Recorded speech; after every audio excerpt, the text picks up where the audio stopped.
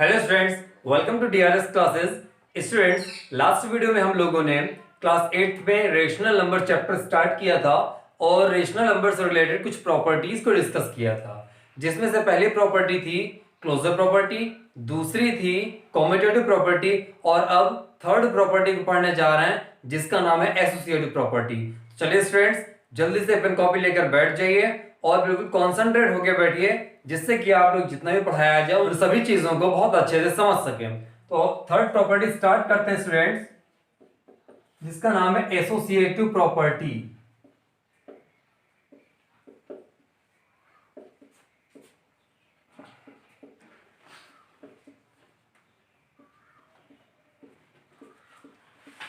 तो students, associative property में होता क्या है कि मान लिया हम लोगों ने थ्री रेशनल नंबर्स ले लिए, कौन कौन सी, ए, बी एंड सी। तो सबसे पहले स्टार्ट करते हैं एडिशन का केस। एसोसिएटिव प्रॉपर्टी देखेंगे पहले एडिशन के केस के लिए। एडिशन के लिए ये रिलेशन बनना बहुत जरूरी है, ए plus B plus C equals a plus B plus सी। अगर ये रिलेशन होल्ड कर रहा है तो इसका मतलब हो जाएगा एडिशन के केस में एसोसिएटिव प्रॉपर्टी होल्ड कर रही है। ओके स्टूडेंट्स, तो चलिए कोई थ्री रेशनल नंबर हम लोग कंसीडर करते हैं और प्रूव करके देखते हैं कि एडिशन के केस में एसोसिएटिव प्रॉपर्टी होल्ड करेगी या एग्जिस्ट करेगी या नहीं। तो मान लिया स्टूडेंट्स, ए इक्वल्स हमने ले रखा है 1/7, बी इक्वल्स हो गया -3/7 और सी इक्वल्स हो गया 2/7। ओके स्टूडेंट्स, हमने थ्री रेशनल नंबर्स ले ली हैं। अब इन्हीं थ्री रेशनल नंबर से हमें एडिशन के केस में एसोसिएटिव प्रॉपर्टी को चेक करना है। तो पहले एलएचएस को सॉल्व करते हैं स्टूडेंट्स। एलएचएस है हमारे पास ए प्लस बी प्लस सी इक्वल्स, देखिए ए की वैल्यू हमारे पास दे रखी है 1/7 प्लस बी की वैल्यू है -3/7 प्लस सी की वैल्यू हो गई है 2/7। इसके बाद स्टूडेंट्स इसको सॉल्व करते हैं, अपॉन में आ जाएगा 7, ये 1 प्लस और माइनस का माइनस हो जाएगा 3 प्लस 2/7। तो देखिए स्टूडेंट्स 1 - 3 कितना हो जाएगा भाई, -2/7 प्लस ये हो जाएगा 2/7। ऐड करेंगे, देखिए एक प्लस दूसरा माइनस कैंसिल होके आंसर आ जाएगा 0। ये तो हुआ स्टूडेंट्स एलएचएस का सॉल्यूशन। अब अगर आरएचएस को सॉल्व करने पे भी 0 वैल्यू आ जाती है तो इसका मतलब दोनों इक्वल हो गए, और अगर इक्वल हो गए तो इसका मतलब एडिशन के केस में एसोसिएटिव प्रॉपर्टी होल्ड कर रही है। अब आरएचएस को सॉल्व करते हैं। आरएचएस गिवन है a प्लस बी प्लस सी। ए की वैल्यू पुट की 1/7 प्लस बी की वैल्यू है -3/7 प्लस सी की वैल्यू है 2/7 इक्वल्स हो जाएगा 1/7 प्लस यहां पे स्टूडेंट्स हो जाएगा 0.7 -3 प्लस 2, ये हो जाएगा 1/7 प्लस -3 प्लस 2 की जगह पे हो जाएगा -1/7। ये हो जाएगा स्टूडेंट्स 1/7 माइनस 1/7 प्लस माइनस का माइनस हो जाएगा, ये दोनों कैंसिल होके वैल्यू आ जाएगी 0। तो देखिए स्टूडेंट्स, हमने यहाँ पे कि जितना एलएचएस आया उतना ही आरएचएस आ रहा है। एलएचएस और आरएचएस दोनों इक्वल हैं, इसका मतलब है कि एडिशन के केस में एसोसिएटिव प्रॉपर्टी होल्ड कर रही है। आप चाहें तो लिख सकते हैं स्टूडेंट्स यहाँ पे एग्जिस्ट। ओके स्टूडेंट्स, अब इसके बाद देखते हैं सब्ट्रैक्शन का केस। सब्ट्रैक्शन के केस में स्टूडेंट्स हमें प्रूव करना होगा a minus B minus C equals a minus B minus C. जैसे वो एडिशन का केस था तो सभी जगह पे प्लस था, अब सब्ट्रैक्शन का केस है तो सभी जगह पे माइनस हो जाएगा। अब हम यहां देखेंगे कि एसोसिएटिव प्रॉपर्टी सब्ट्रैक्शन के केस में होल्ड कर रही है या नहीं कर रही है। सेम वर्किंग वैसे रहने वाली है। कॉपी किया हमने a minus B minus C equals, देखिए a की जगह वैल्यू पुट कर दी हमने 1/7 माइनस b की जगह वैल्यू पुट कर दिया -3/7 माइनस c की जगह पे हो गया 2/7 इक्वल्स यहाँ पे आ जाएगा 1/7 माइनस और माइनस का हो जाएगा प्लस, ये हो गया 3/7 माइनस 2/7।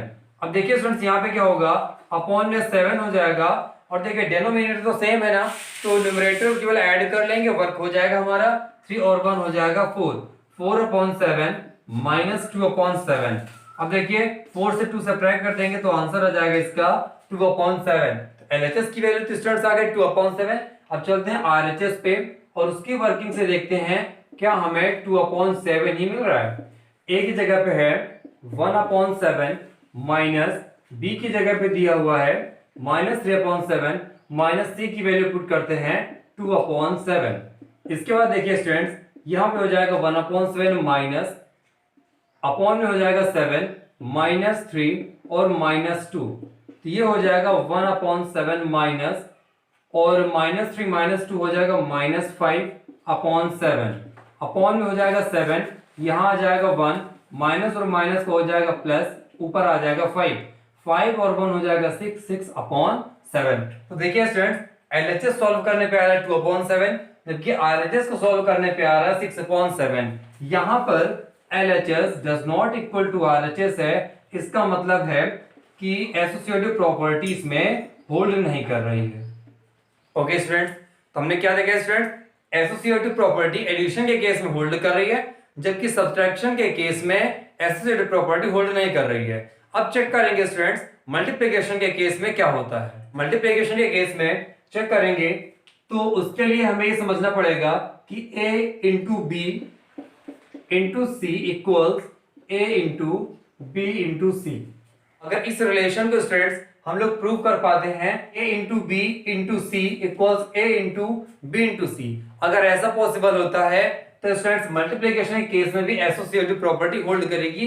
रेशनल नंबर्स हम लोग कुछ भी ले सकते हैं स्टूडेंट्स।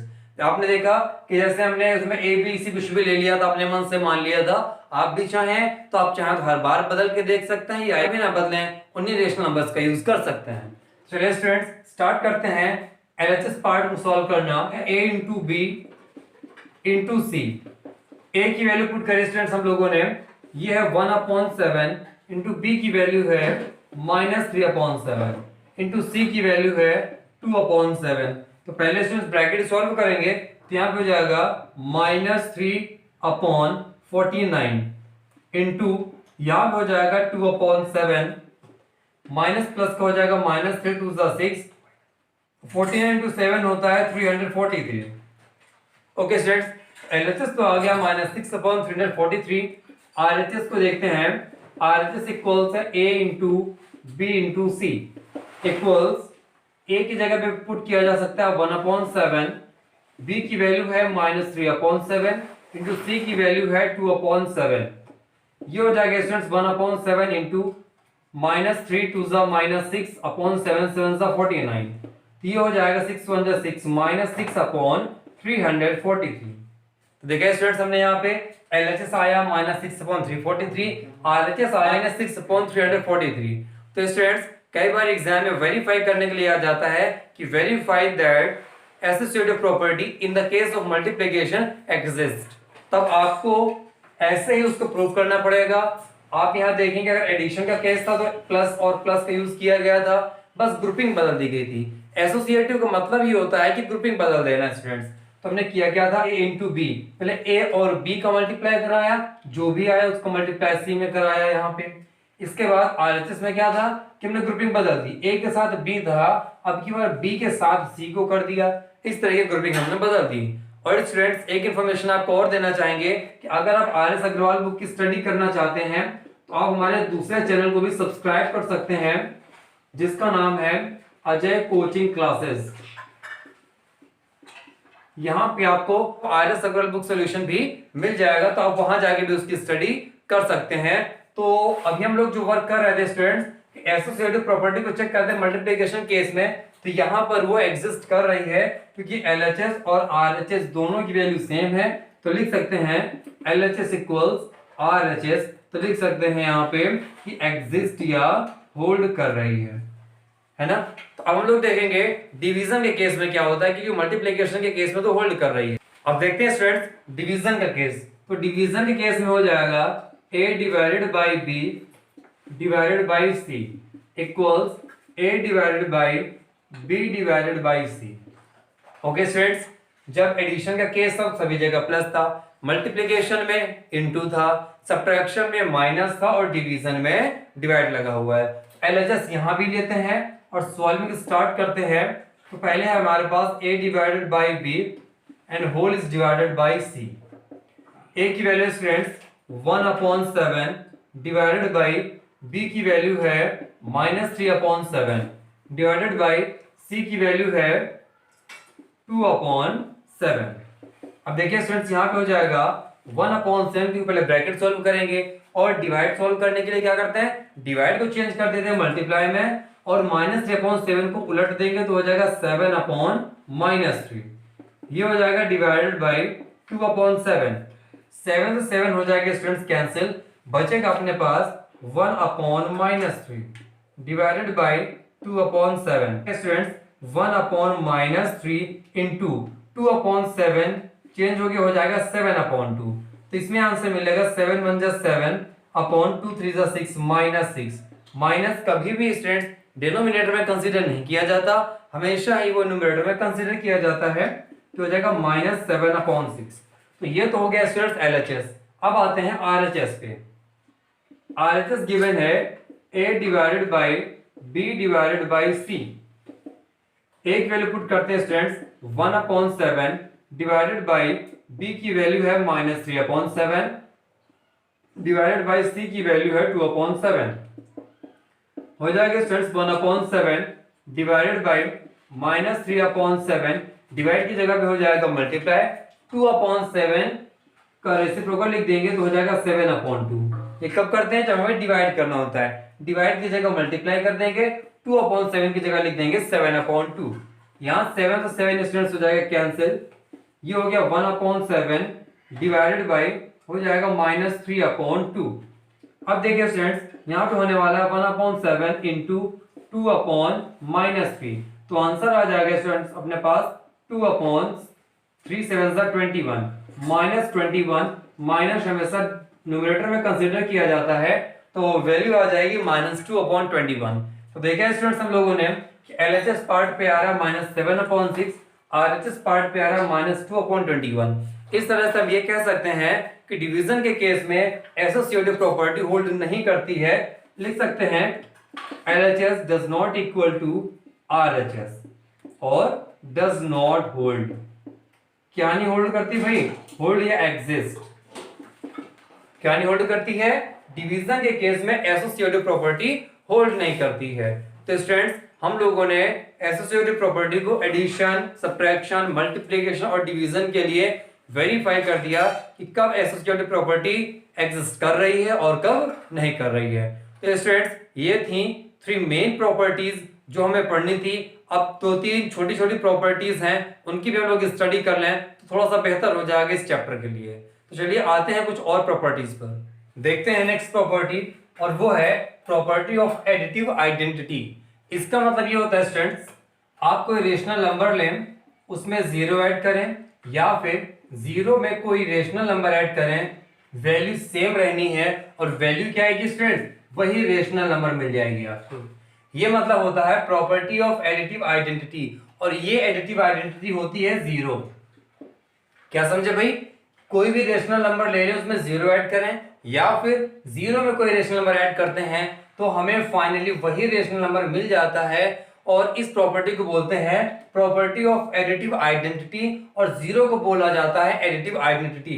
कहने का मतलब है अगर आपने एक रेशनल नंबर 5/7 लिया, इसमें 0 ऐड कर दिया या फिर 0 में ऐड कर दिया 5/7, तो आपको फाइनली मिलना है 5/7 ही, आंसर में कोई चेंज नहीं आने वाला है। तो ये तो हो गए students property of additive identity. अब हम लोग देखेंगे property of additive inverse. Inverse से मतलब ही होता है इसका उल्टा हो जाना। तो कहने का मतलब है if A is any rational number, मतलब है कि अगर ए कोई रेशनल नंबर है देन, तब क्या हो जाएगा स्टूडेंट्स, अगर ए कोई रेशनल नंबर है तो इसका मतलब है कोई एक दूसरी रेशनल नंबर ऐसी जरूर एग्जिस्ट कर रही होगी जिसको ए में ऐड करने पर फाइनल आंसर 0 मिल जाए। फिर से समझिएगा, if A is any rational number, अगर ए कोई रेशनल नंबर है तो एक कोई दूसरी रेशनल नंबर ऐसी जरूर होगी जिसको ए में ऐड करने पर आंसर 0 मिल जाए। कहने का मतलब है कि अगर हम लोग ए में ऐड कर दें माइनस ए को, ए में ऐड कर दें माइनस ए को, तो होगा क्या स्टूडेंट, देखिए ए प्लस और माइनस का माइनस ए से ए को सब्ट्रैक्ट करेंगे तो हो जाएगा 0। ओके स्टूडेंट्स, इतना क्लियर हुआ। तो इसका मतलब है एडिटिव इनवर्स मिला क्या हमें, ए का एडिटिव इनवर्स मिला है माइनस ए। मतलब है कि कोई भी नंबर हम लें और उसका अगर साइन चेंज कर देंगे तो उसका हमें एडिटिव इनवर्स मिल जाएगा। बाई चांस अगर हमने कोई रेशनल नंबर माइनस ए ले लिया होता, तब देखेंगे इसमें क्या ऐड कर दें कि आंसर 0 हो जाए। तो ऐसा करने के लिए हमें प्लस का ए इसमें ऐड करना पड़ेगा, तो फाइनल हो जाएगा 0। तो एडिटिव इनवर्स का मतलब होता है स्टूडेंट्स, कोई भी रेशनल नंबर है अगर हम उसका साइन चेंज कर देंगे तो हमें जो वैल्यू मिलेगी वो गिवन रेशनल नंबर का एडिटिव इनवर्स होगी। एग्जांपल के लिए अगर हमने 5/7 लिया है तो इसका एडिटिव इनवर्स हो जाएगा -5/7, और अगर हमने निगेटिव ले रखा -10/15 तो इसका एडिटिव इनवर्स हो जाएगा 10/15। हमने सिंपली किया क्या स्टूडेंट्स, +5 को -5 और -10 को +10 कर दिया। पॉजिटिव है तो निगेटिव, निगेटिव है तो पॉजिटिव। तो ये हो गया students property of additive inverse. अब बात करेंगे प्रॉपर्टी ऑफ मल्टीप्लिकेटिव इनवर्स की। मल्टीप्लिकेटिव इनवर्स को रेसिप्रोकल भी बोलते हैं, लेकिन इसको पढ़ने से पहले एक प्रॉपर्टी और मिस हो रही, वो ओनली हम आपको बता दे रहे हैं। जैसे होता है प्रॉपर्टी ऑफ एडिटिव आइडेंटिटी, वैसे ही होता है property of multiplicative identity. Multiplicative identity होती है स्टूडेंट्स कि कोई भी रेशनल नंबर हम लोग ले लें, उसमें अगर हम 1 का मल्टीप्लाई करा दें या फिर 1 में किसी भी रेशनल नंबर का मल्टीप्लाई करा दें तो फाइनली हमें वही रेशनल नंबर मिलता है। भाई 1 का मल्टीप्लाई कराएं या 1 में रेशनल नंबर को मल्टीप्लाई कराएं, आना तो लास्ट में 5/7 ही है, तो 1 को बोलते हैं मल्टीप्लिकेटिव आइडेंटिटी। हमने देखा जैसे एडिटिव आइडेंटिटी होती है 0, वैसे ही मल्टीप्लिकेटिव आइडेंटिटी होती है 1। तो मल्टीप्लिकेटिव इनवर्स में होता है कि if A is any rational number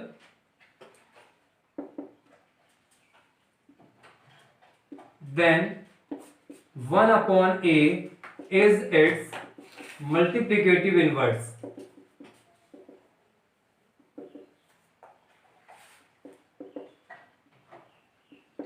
okay students, अगर a कोई रेशनल नंबर है तो 1/a उसका मल्टीप्लिकेटिव इनवर्स होता है। या हम ऐसा कह सकते हैं कि अगर हमारे पास कोई रेशनल नंबर है तो एक दूसरी रेशनल नंबर जरूर ऐसे एग्जिस्ट कर रही होगी जिसका गिवन रेशनल नंबर में मल्टीप्लाई कराने पर हमें 1 मिल जाए या मल्टीप्लिकेटिव आइडेंटिटी मिल जाए। ठीक है, तो स्टूडेंट्स हम कह सकते हैं कि अगर कोई रेशनल नंबर हमारे पास है तो उसका एक ऐसा रेशनल नंबर जरूर एग्जिस्ट कर रही होगी जिसका गिवन रेशनल नंबर में मल्टीप्लाई कराने पर हमें 1 मिल जाए। कहने का मतलब है कि अगर हमने एक रेशनल नंबर ली थी 5/7, तो अगर इसमें हम लोग मल्टीप्लाई करा दें 7/5 का तो होगा क्या, 7 से 7 कैंसिल, 5 से 5 कैंसिल हो जाएगा, तो हमें मिल जाएगा 1/1 जिसको बोलते हैं 1। इतना क्लियर हुआ स्टूडेंट्स? तो हमने देखा कि 5/7 का मल्टीप्लिकेटिव इनवर्स आया 7/5। तो कह सकते हैं कि कोई भी रेशनल नंबर का अगर हमारे पास a/b है तो उसका जो रेसिप्रोकल होगा या मल्टीप्लिकेटिव इनवर्स होगा वो b/a हो जाएगा। ओके स्टूडेंट्स, तो हमने यहाँ पे इतना समझ लिया कि मल्टीप्लिकेटिव आइडेंटिटी 1 होती है और मल्टीप्लिकेटिव इनवर्स उसी रेशनल नंबर का रेसिप्रोकल होता है, जिसको निकालने के लिए हम लोग गिवन रेशनल नंबर में न्यूमरेटर और डिनोमिनेटर की प्लेसिंग को चेंज कर देते हैं। न्यूमरेटर आ जाता है डिनोमिनेटर में और डिनोमिनेटर आ जाता है न्यूमरेटर में। ओके स्टूडेंट्स, इस तरीके चैप्टर 1 रेशनल नंबर में जितने भी इंपॉर्टेंट प्रॉपर्टीज थी उनको हम लोगों ने डिस्कस कर ली। अब नेक्स्ट वीडियो में हम लोग डिस्कस करेंगे एक्सरसाइज 1.1 को। तो स्टूडेंट्स अगर वीडियो पसंद आया करे तो वीडियो को लाइक और शेयर करना मत भूला करिए और चैनल को सब्सक्राइब कर लीजिए, जिससे कि आपको हम जितने भी वीडियोस अपलोड करें सही समय पर मिल जाएं और कोई भी वीडियो आपका मिस ना हो। तो मिलते हैं नेक्स्ट वीडियो में एक्सरसाइज 1.1 के साथ।